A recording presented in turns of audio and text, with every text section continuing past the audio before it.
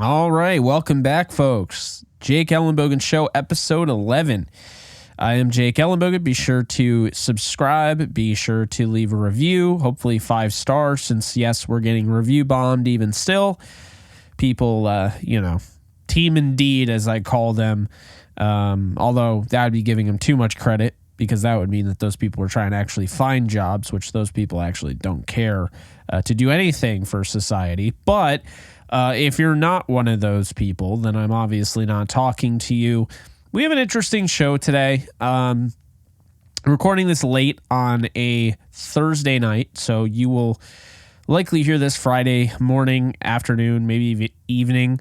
We will have a Friday episode, so no worries there, but because this is daily. Starting off, I wanted to talk about a topic here that I saw today, and I just could not help but laugh. Alyssa Milano. You guys ever hear of Alyssa Milano? Pretty popular, has like over 3.5 million, I think, followers on Twitter. Alyssa Milano is at it again. And I mean, I don't think I've ever agreed with anything she's ever said. She's just not for me, which is totally fine. Like, is what it is, right?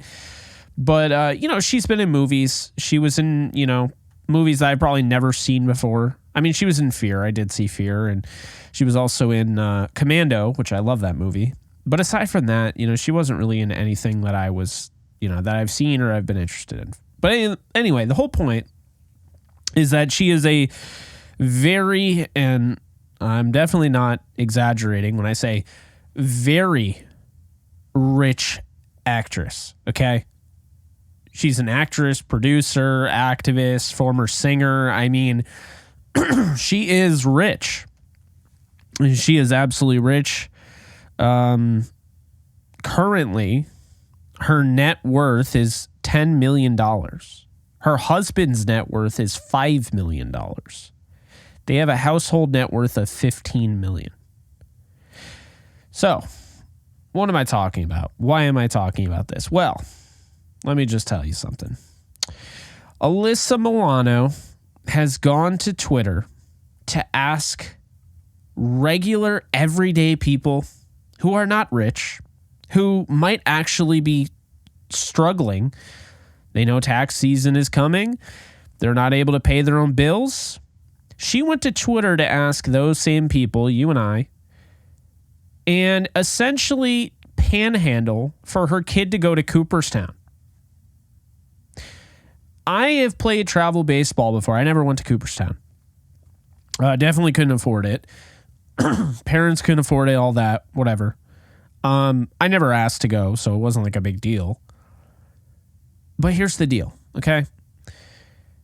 I am not one of those people that likes to shame others for using GoFundMe however they want to use it, right? I've seen people get a free ride to a football game with GoFundMe. Never have I said anything against that. I don't have any issue with people doing that, okay?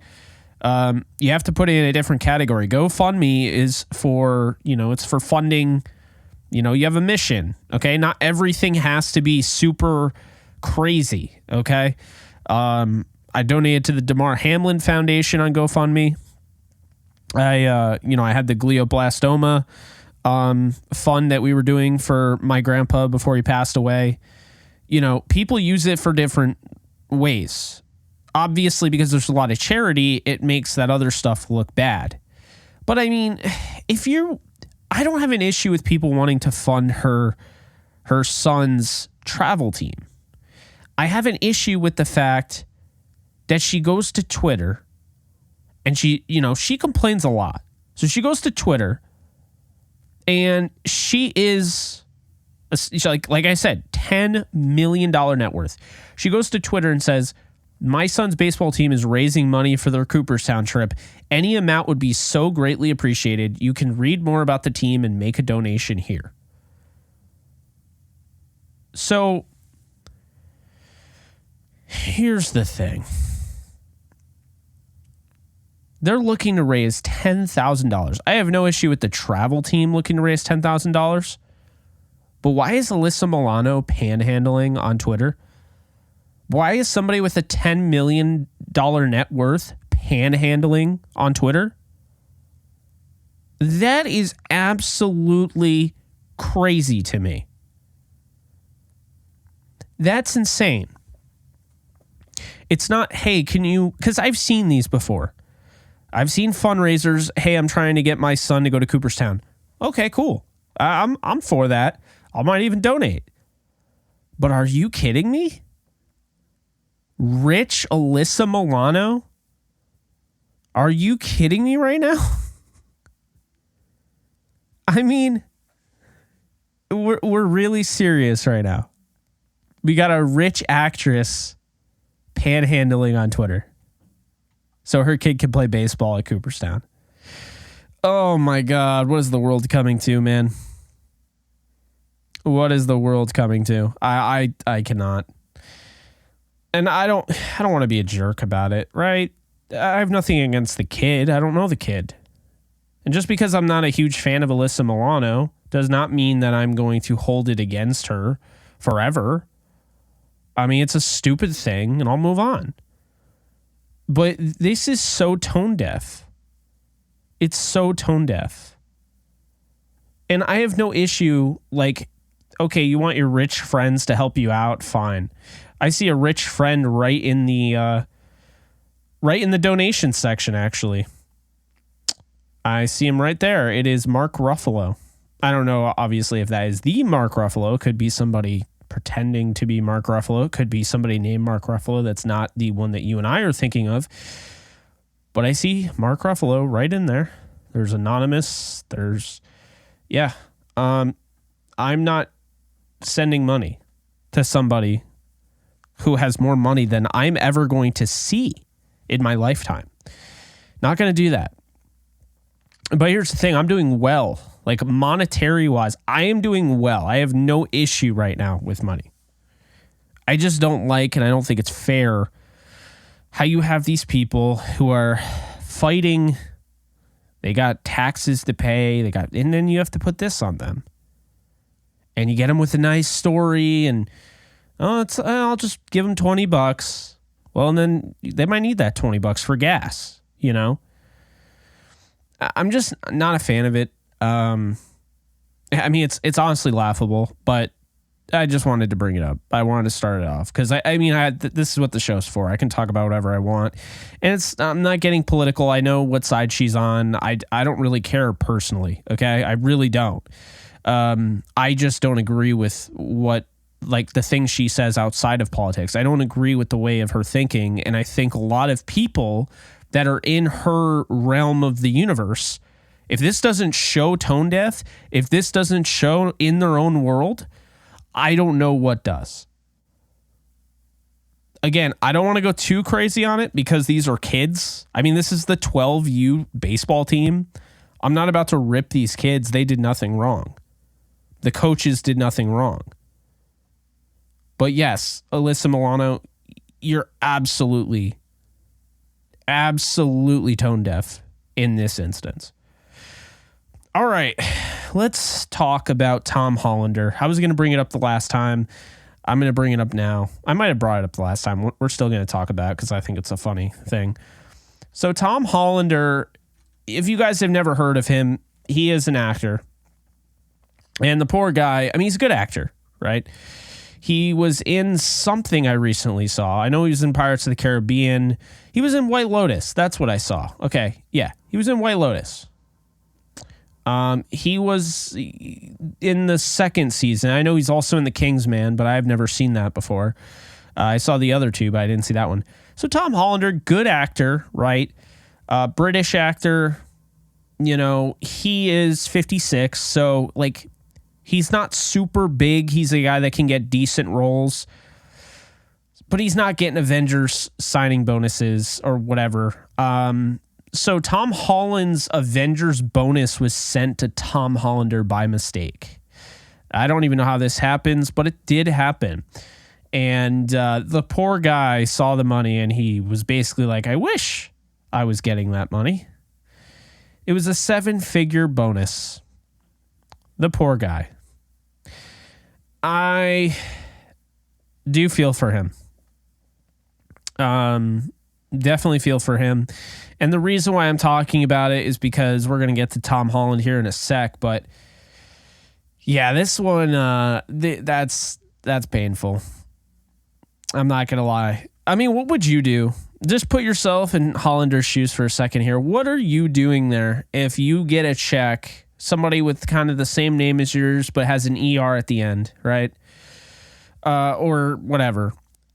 And you get someone's check and you open it up because you think it's yours. And then all of a sudden you see, 7 figures and you're like, oh my God, this is life changing. Why did I get this? And then someone sent it to you by accident. You can't keep it, obviously, and you can't cash it. But I mean, how are you going to feel? Like, that's brutal.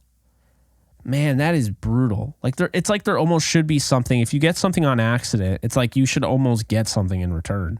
I mean, essentially, you could make it like winning the lottery. Oh, I got this on accident. Give me, I don't know, $100 or something. I mean, I'm kidding, of course, but no, I feel for him. So I wanted to mention that. All right, let's dive into what I believe is going to be the meat and potatoes of this show in this episode here. So obviously, as some of you know, maybe not all of you, but I'm a huge, huge fan of the Marvel Cinematic Universe, also known as the MCU.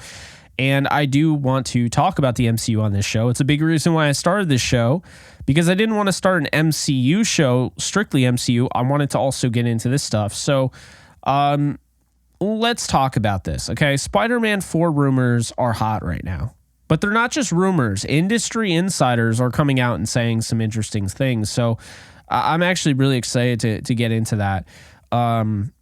Spider-Man 4, Kevin Feige, Tom Holland, they want to tell a grounded story.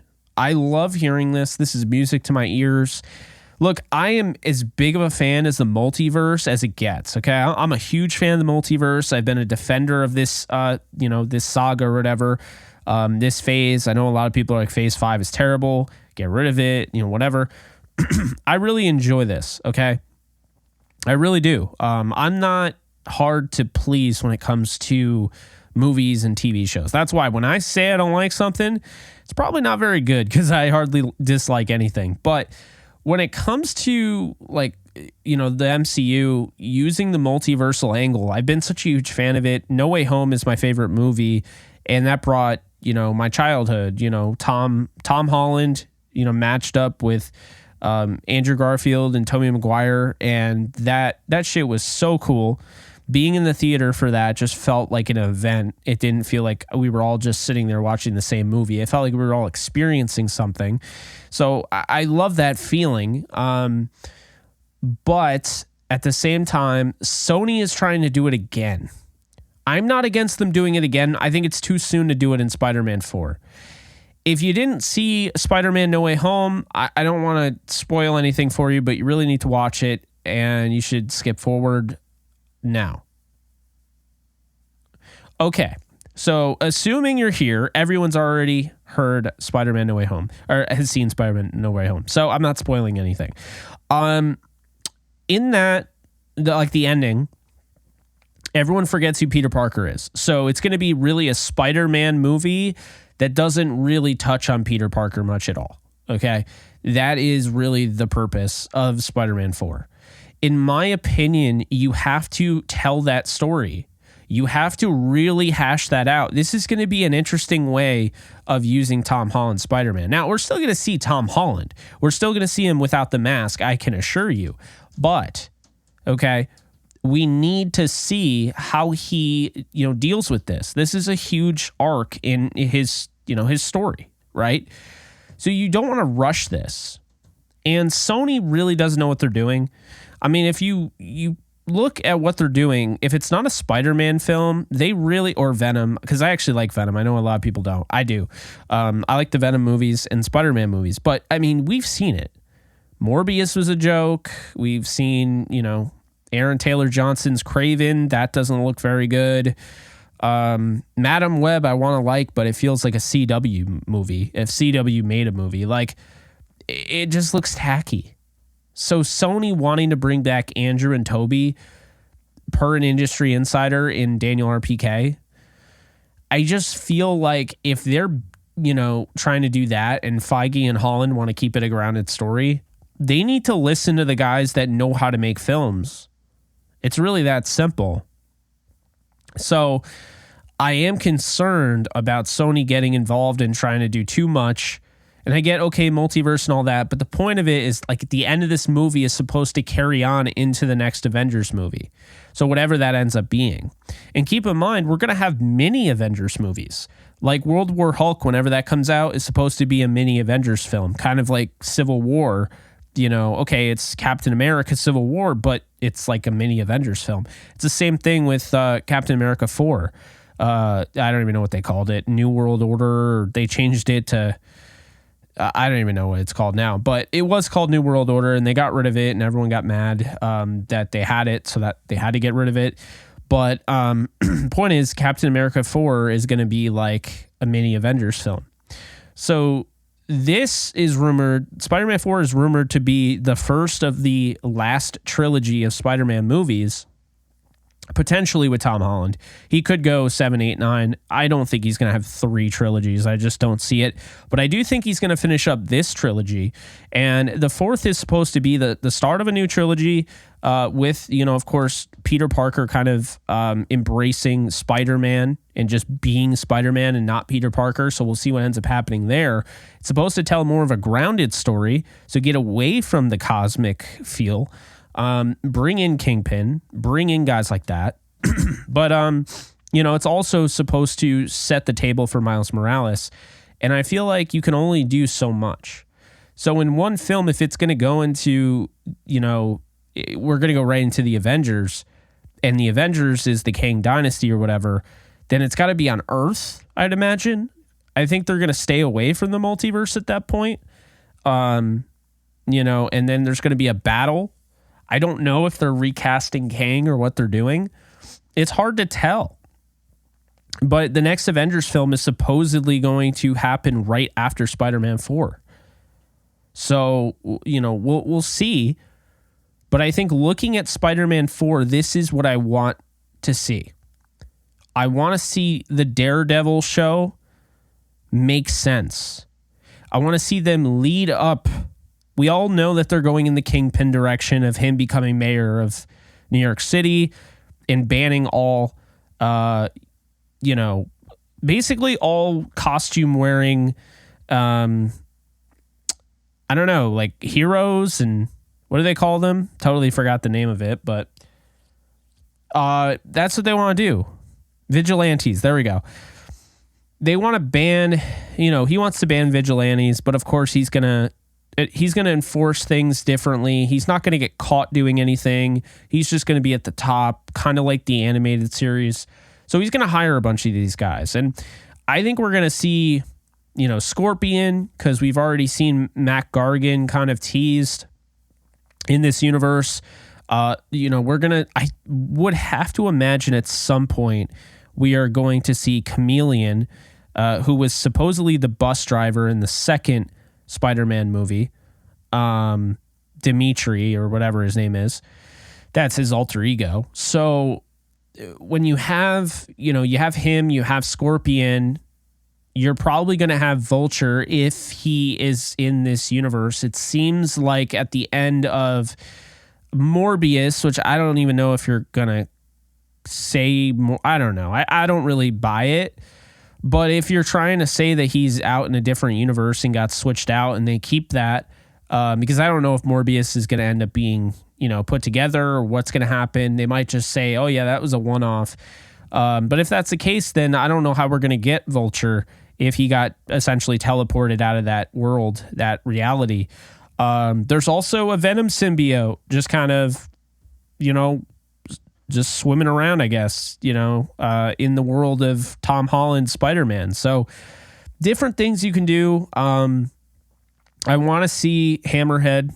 I want to see them portray him in a way that almost makes this like a horror movie. I thought they did a nice job of that in the Marvel Spider-Man game on PS4. And then I also want to see Tombstone. And I think they did a nice job, you know, having Tombstone as well. I want to see a live action Tombstone, and I want to see a live action Hammerhead. You probably get Wilson Fisk. You probably get, you know, Kingpin, but I don't think it's going to be like Kingpin fighting Spider-Man. I think he's going to be behind the scenes, and they're going to tease this with Daredevil Born Again, season 4. But I don't see a scenario here where he's like a big focal point. Like he's going to be the he's going to have henchmen. He's going to be the Kingpin essentially of everything. That's like his role. So, I mean, I heard that they want to make him like the ground level Thanos, which I think that'd be cool. But there have been so many things rumored about this movie. Does Miles Morales show up? Do we get Black Cat? Does MJ end up being a part of it? MJ will definitely be a part of it. They'll get Zendaya back in some capacity. What does Ned end up becoming? Because, everyone would point to like Agent Venom or Hobgoblin. Who knows? I mean, there's already been kind of some teasers that he's going to turn. Not that he's shown that, but just things that, you might have picked up on. And then, of course, you hear things about Daredevil and Punisher and Jessica Jones. So a lot of different ways that this movie could go. And I'm very fascinated to see where the direction is, where this takes us, because I mean, it's going to be hard to beat No Way Home. And that's one thing I'll say about the Spider-Man movies is that they continue to get better and better and better. And another thing I'll say is this, not having John Watts, who did the first 3, we're going to see a different style. Like it is going to be pretty obvious when you go through and you do a watch through. It's going to be pretty obvious who was directing what films. So they still don't have a director. There's some rumors, all that. But I would like to see them get a guy that wants to do more of a darker Spider-Man feel and tell a darker story. I think that would really go over well. And then that goes into Avengers, That's how I feel. As far as Miles Morales goes, I mean, the hope is at some point they bring him in, but I'm not rushing out Tom Holland. I think right now it would be in Marvel's best interest in general to make Spider-Man the main character and have him run the Avengers. I don't think he will, but it would be in their best interest. I know they're going to start bringing in the young Avengers, and you got X-Men coming up, and who knows? That's another thing with Deadpool. Who knows what Deadpool brings to the table? Is it the end of Deadpool's story? I mean, we have no idea. We know that the TVA are going to be involved. We know, obviously, Wolverine is in it. That's about all we know. So, that'll be interesting. But Spider-Man 4, it's definitely happening, so I feel great about, the future of that. I'm a huge Spider-Man fan, as you guys know, and I think a lot of people are, so good to see that the IP is being taken care of properly and, they're actually caring about it. All right, so that brings us to the last thing I want to talk about, Pal World. What is Pal World, you may ask? Pal World is a game in which, I mean, it's like if, to be honest with you, it's like if Breath of the Wild, Legend of Zelda, Breath of the Wild, Pokemon, and like, I don't know, Horizon Forbidden West had a baby. I mean, it is a bizarre game. It also, it has like Ark Survival type of feel to it. But yeah, Pal World is one of the most popular games I've ever seen. I have not seen a craze like this ever. It's got Unreal Engine 5. It's, it's only like 60% done. It's still in like, it opened up, but it's not fully done. And man, I've played it. I don't know if it's for me, but I got to give it a lot of credit because anytime you can get people into a giant craze like that, you did something right. And what I will say is this, I didn't love at first how similar it seemed like it was literally Pokemon with guns.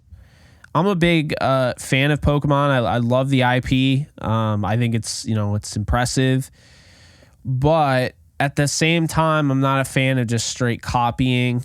And I won't even say this is a straight copy. I think there are some things that are similar. What I think also needs to be said is not a lot of people are familiar with the pocket monster genre. And, you do have Digimon, you have Pokemon, you have others as well. It's not like it's only Pokemon that this thing drew inspiration from. It's got some, the character models have some similarities for sure, but I don't feel like any of these 100% resemble a Pokemon except for that one. It looks like that one dinosaur, like the grass dinosaur or whatever. That looks like one that I've seen before.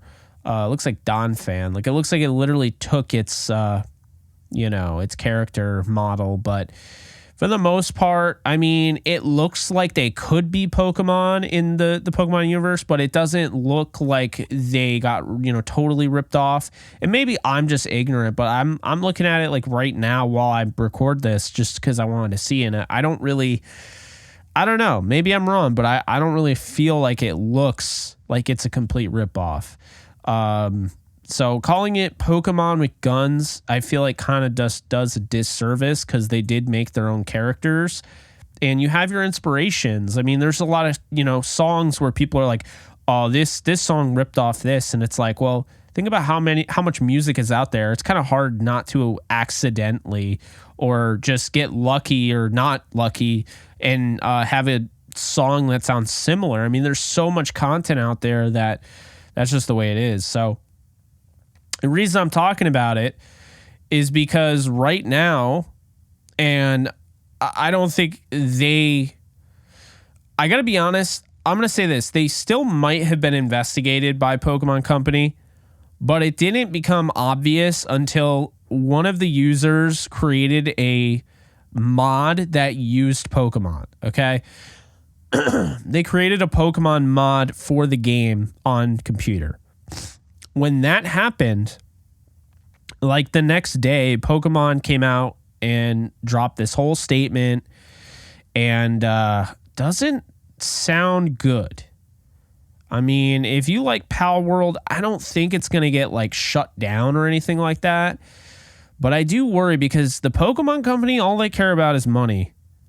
They do not care about you. They don't care about me. They don't care about Pal World. They don't care about how many people develop Pal World. They don't care about how much time went into developing Pal World. So, with that said, if they do something, I am a little concerned because I'm not a huge fan of this game. That might change. I've only played like 10 minutes of it on Xbox. That might change. But I'm just going to say this right now. When you have a company like the Pokemon Company, if they wanted to, they could go hard enough after these people. They have like unlimited money and everything, unlimited funds. They could potentially make this really tough for Pocket Pair, which is the developer. So I feel bad for them, to be honest with you. I mean, look, like it is similar, but it's not a complete ripoff. And the guns thing is different. And I'm sorry, I've never played a Pokemon game where you had to craft all sorts of shit. Like it's essentially like a fucking survival game that has, huge inspiration with Breath of the Wild, Pokemon, Ark Survival. Like it's not just Pokemon. So I do have issues with it. We'll see what ends up happening. I hope they're okay because the statement, we have received many inquiries regarding another company's game released in 2024, January 2024.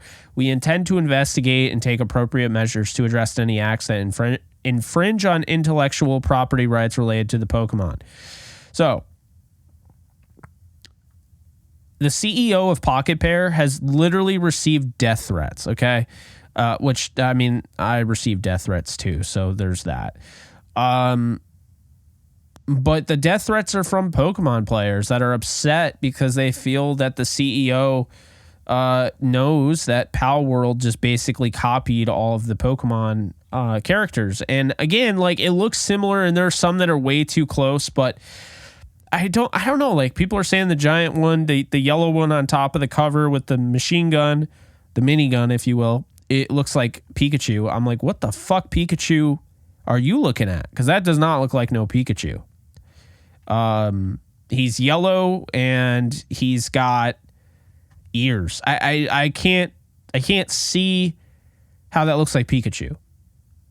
Like, I don't know. It's just frustrating because you understand, like, I am so against people copying, but I mean, they're going to some extreme lengths to try and find, okay, this Pokemon copied from this book, and it's like this PAL, whatever. It's like, okay, some of them look similar. Maybe that'll be dealt with, but I think it's getting a little ridiculous. And the death threats, that's upsetting. That person does not deserve that. CEO of Pocket Pair does not deserve that. So, look, in conclusion about Pal World, played it for 20 minutes. I see the potential there. It's not a finished game. It's got Unreal Engine 5, so that's a pretty big deal. It doesn't take up much space on your hard drive, so if you're trying to download it using the Game Pass, it's free. So, like, it was launched like with early access. So you have to also understand it's not a complete game. It's not a finished product. So I'm excited to see the finished product, but I don't know if I'll ever be into it. I just think that, they made something that was very bold and risky, and it's paying off because it literally sold 8 million units in the first 6 days of its early access launch. It reached 2 million concurrent players on Steam, which is the second highest played game of all time on the platform. But of course, it's big. Pokemon saw it. Maybe they see an opportunity. This is what I will say to anybody that's hating on it and is like, oh, this is bad. This is a really bad idea. If you want any chance of those Pokemon games getting off of Nintendo ever, and going to another console, this is going to put that in play. This is the only chance. Having a game like Pal World is the only chance Pokemon ever comes to another console. And I'm not saying it will. But I'm saying if you're hating on this because you're a Pokemon fan, but you're also somebody that doesn't have a bunch of Nintendo products and you complain about it not being on other platforms, this is your best chance for that to be the case. This has a chance to not only put Pokemon on different platforms, but also force the company itself to make games like this. Now, the IP itself is very kid-oriented, kid-friendly. It's a kid's video game. It's a kid's IP. I get it. But after seeing this, they might make it some sort of Fortnite thing. Open world. I mean, they have the capabilities. I don't know. I mean, why do you think competition is so great? Why do you think monopolies are so bad? The moment you find out you don't have to be better, you don't have any sort of competition, maybe not everybody, but most companies are just going to cut back on their spending. They're going to cut back on, their funding. They're going to cut back on, going to the drawing board and trying to find completely new things. Why should they? You just took everybody out of the game. I mean, just look at the Madden franchise. Do you know why Madden continues to not get any better?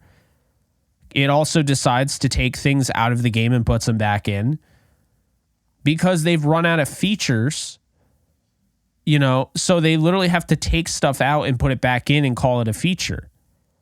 And Madden is played by, Madden's created through EA, right? So there used to be a 2K football game. It was ESPN 2K football game by, 2K Interactive.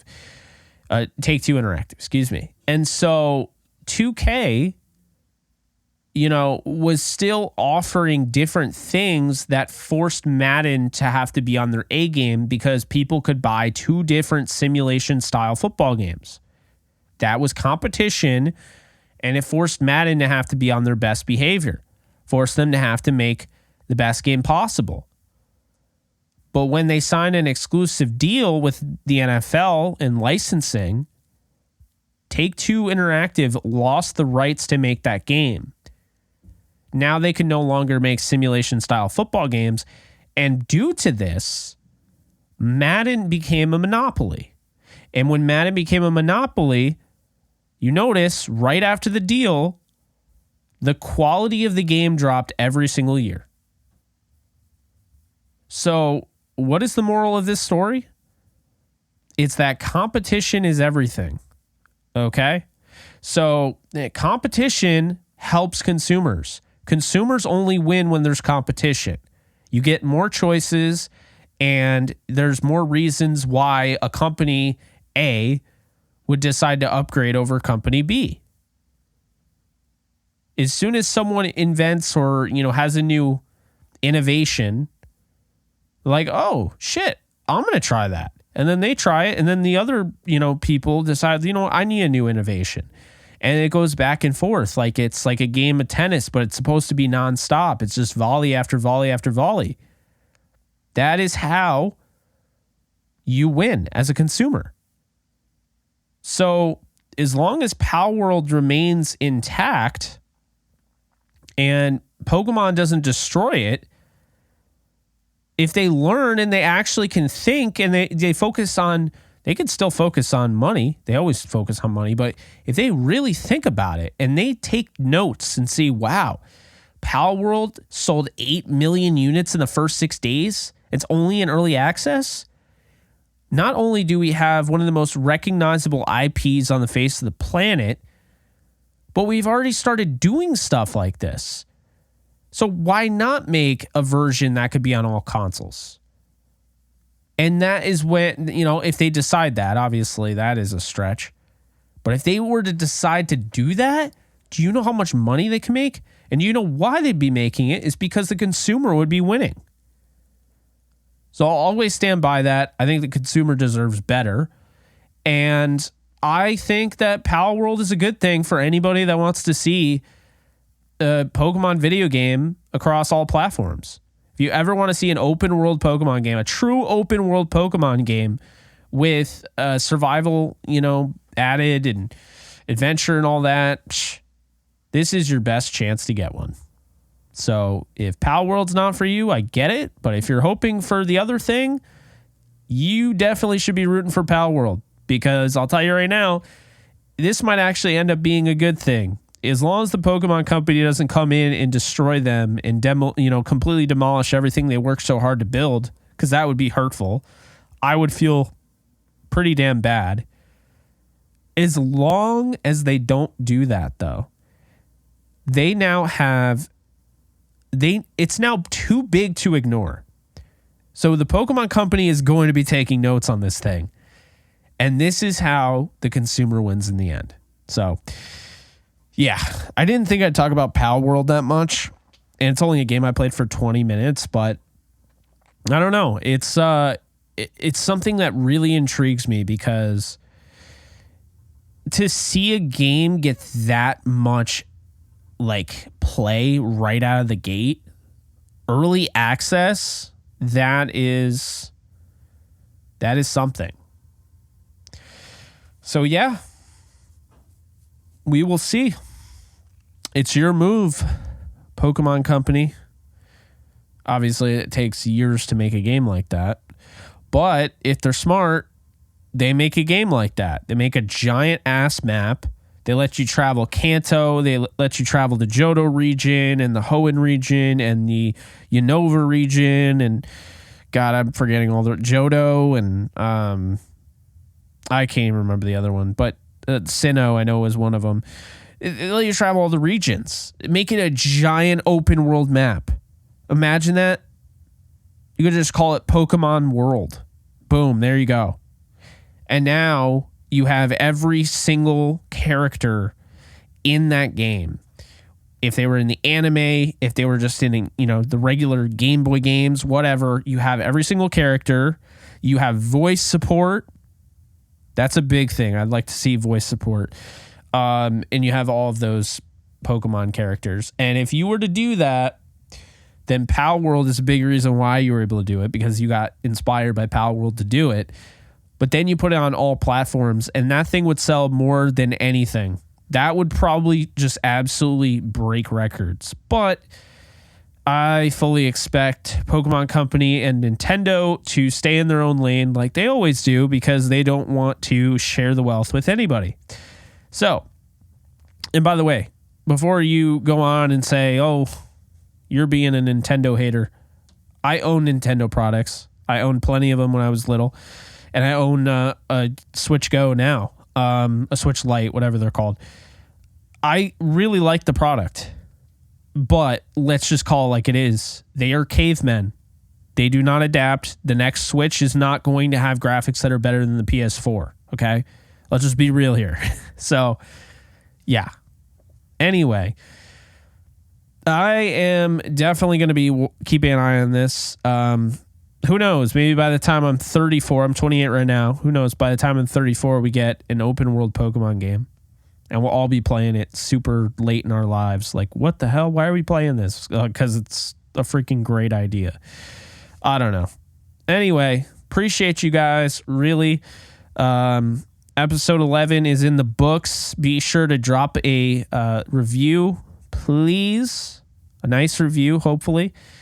And I will be back tomorrow, or whenever the hell you're listening to this. There will be an episode 12 not long after you listen to this. So you guys, hopefully you guys enjoyed, and I'll be back to talk a little bit more. Probably have some more sports in the next one. This was strictly entertainment and stuff. So anyway, I'll see you guys later, folks.